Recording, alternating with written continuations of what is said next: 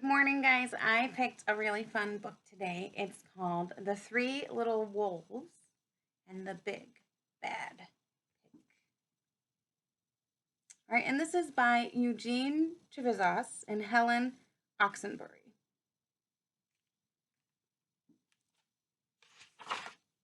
The Three Little Wolves and the Big Bad Pig.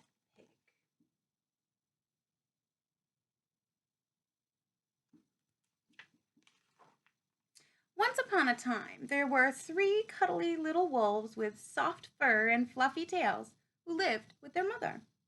The first was black, the second was gray, and the third was white. One day, the mother called the three little wolves around her and said, "My children, it's time for you to go out into the world. Go and build a house for yourselves, but beware of the big, bad pig." "Don't worry, mother, we will watch out for him," said the three little wolves, and they set off.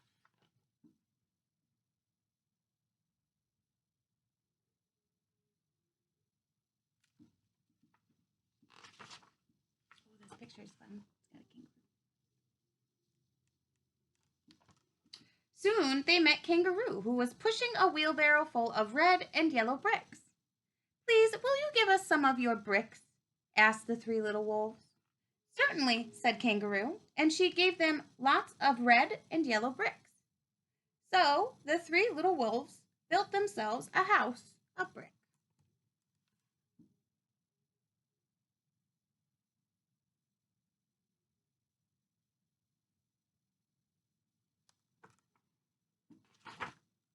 The very next day, the big, bad pig came prowling down the road and saw the house of bricks that the little wolves had built. The three little wolves were playing croquet in the garden. When they saw the big, bad pig coming, they ran inside the house and locked the door.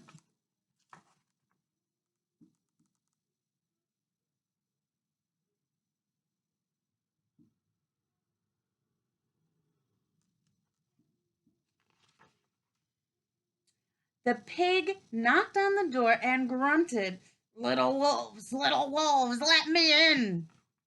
"No, no, no," said the three little wolves.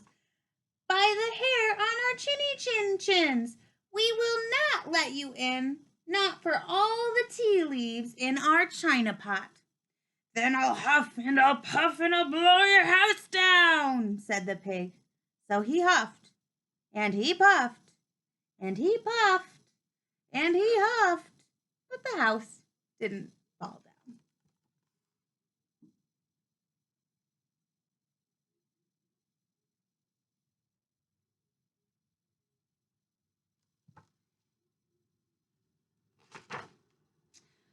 But the pig wasn't called big and bad for nothing.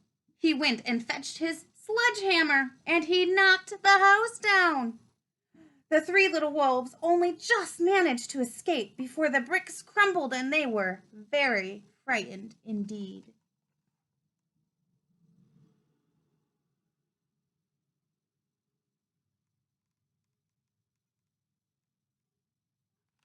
What a meanie head. "We shall have to build a stronger house," they said.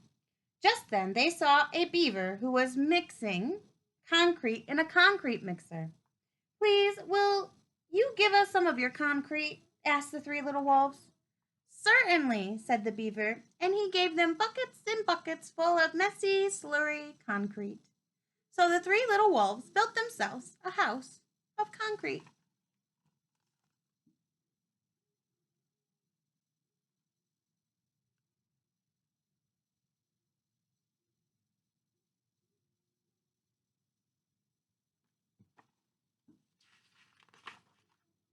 No sooner had they finished than the big, bad pig came prowling down the road and saw the house of concrete that the little wolves had built.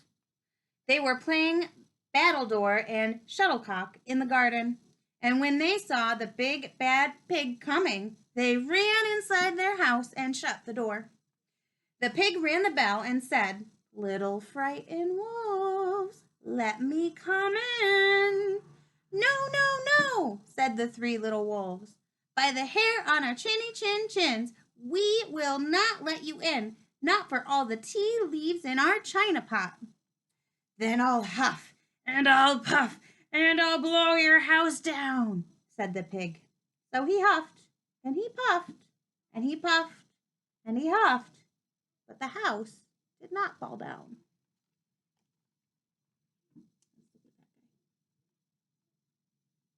Looks like he is thinking of a plan.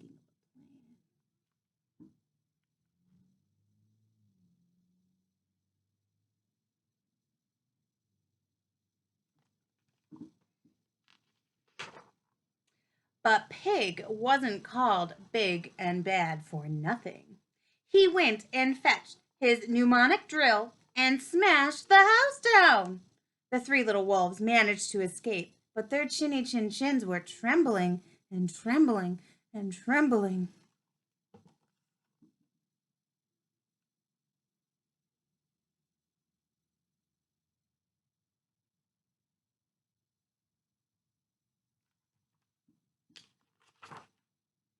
We shall build an even stronger house, they said, because they were very determined. Just then they saw a truck coming along the road carrying barbed wire, iron bars, armor plates, and heavy metal padlocks. Please, will you give us some of your barbed wire, a few iron bars and armor plates, and some heavy metal padlocks? They said to the rhinoceros who was driving the truck. Sure, said the rhinoceros, and he gave them plenty of barbed wire, iron bars, armor plates, and heavy metal padlocks. He also gave them some plexiglass and some reinforced steel chains because he was generous and kind-hearted rhinoceros. So the three little wolves built themselves an extremely strong house. It was the strongest, securest house one could possibly imagine. They felt absolutely safe. Here's the rhinoceros.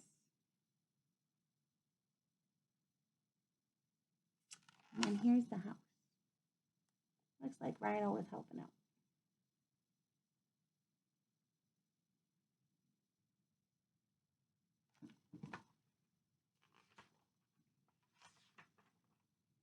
The next day, the big bad pig came prowling along the road as usual. The three little wolves were playing hopscotch in the garden. When they saw the big bad pig coming, they ran inside the house, bolted the door, and locked all 37 padlocks. The pig dialed the video entrance phone and said, "Little frightened wolves with the trembling chins, let me come in." "No, no, no," said the little wolves. "Not by the hair on our chinny chin chins. We will not let you in, not for all the tea leaves in our china pot." "Then I'll huff, and I'll puff, and I'll blow your house down," said the pig. So he huffed, and he puffed, and he puffed, and he huffed, but the house didn't fall down. But the pig wasn't called the big and bad for nothing. He brought some dynamite, laid it against the house, lit the fuse, and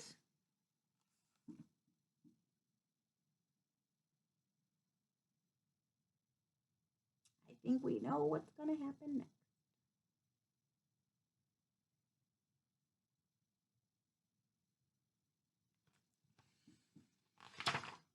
The house blew up. The three little wolves just managed to escape with their fluffy tails scorched.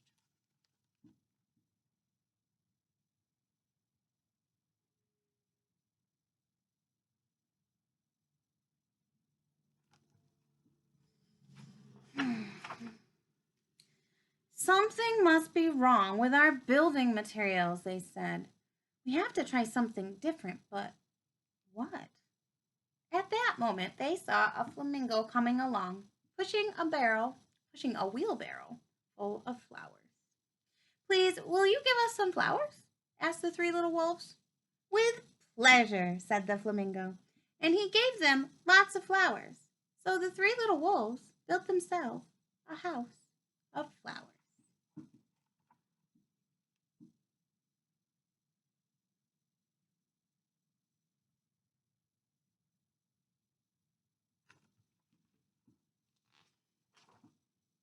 One wall was of marigolds, one of daffodils, one of pink roses, and one of cherry blossoms.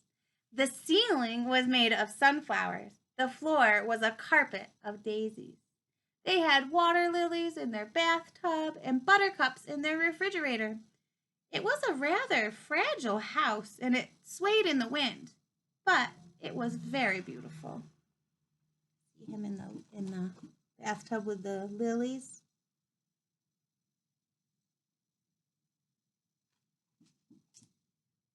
Next day, the big bad pig came prowling down the road and saw the house of flowers that the three little wolves had built.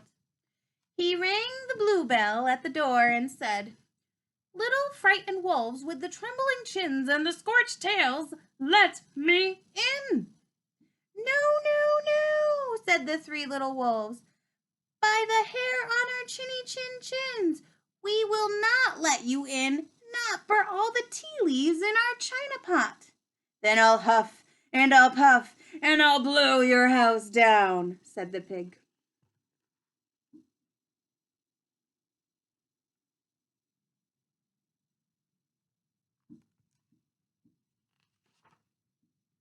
But as he took a deep breath, ready to huff and puff, he smelled the soft scent of flowers.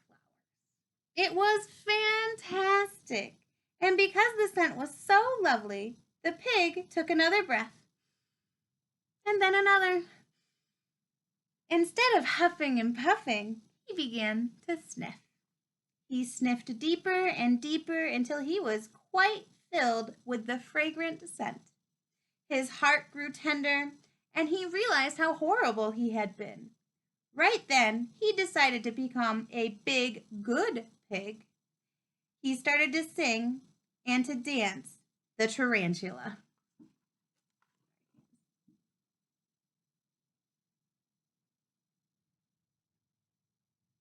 And on the next page, he's dancing the tarantula.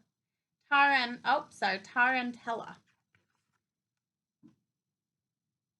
I don't know the dance, but it looks like that.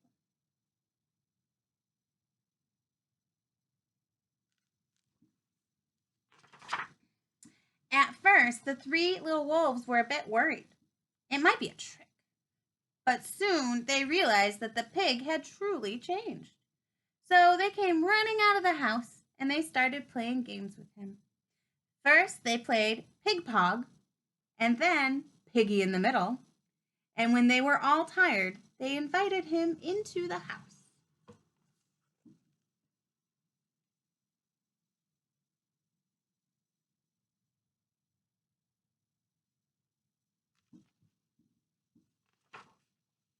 They offered him tea and strawberries and wolfberries and asked him to stay with them as long as he wanted. The pig accepted, and they all lived happily together ever after.